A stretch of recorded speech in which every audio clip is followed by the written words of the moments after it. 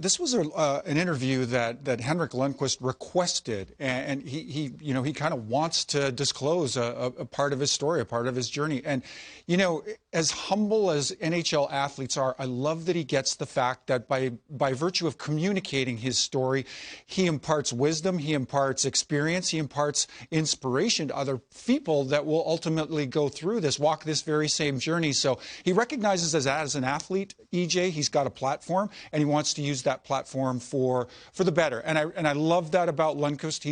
He's demonstrated that all the way through this ordeal. He really has. Yeah, he was on social media with different photos of different points in which that he'd gone through this really obviously very significant experience in his life, and he looks great. So that's the good news. I mean, to go through something like this, I mean, he's sitting on that couch. He's dressed to the nines. He looks like the Henrik Lundqvist that we all know for many, many years. And just great to see. And I'm looking forward to the rest of this interview, too. So it's a great job by Kevin. And we're speculating off camera that he looks like he's dressed to go to the Oscars. To the Academy Awards. So the pressing question is, does he return to the NHL? If he doesn't, I would surmise this. That might be your next James Bond.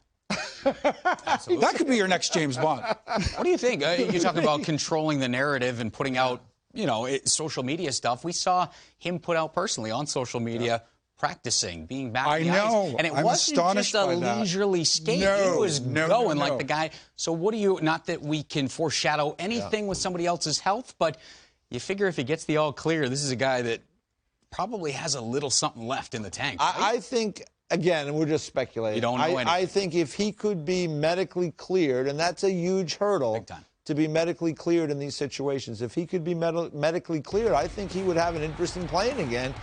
Because as great athletes, I mean, remember now, he left the Rangers. He didn't retire. He was going to the Washington Capitals. He wanted to continue to play, and I think he would still like to write that last chapter of his playing career in his own words, in his own way, and he was unable to do that because of a health issue. The big question is, could he be cleared?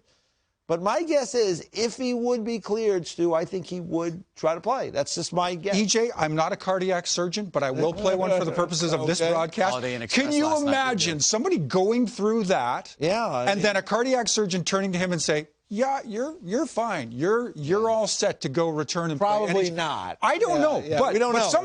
Somebody did clear him to go out there and to have practice where his heart rate was probably elevated to a 65% of maximum heart rate, 70% of maximum heart rate. So it leaves you leaning in, going, "Gosh, this may ultimately be possible." Whether it is, whether it isn't, we're speculating at this point. But for me, the legacy and the impact that he has had on our career over the course of his brilliant career, Henrik Lundqvist, is not just the resume as a goaltender. Goaltenders typically aren't leaders in a vocal, in an outward way. Lundqvist has been that his entire year. Talk to Kevin Klein when Klein was a member of the New York Rangers.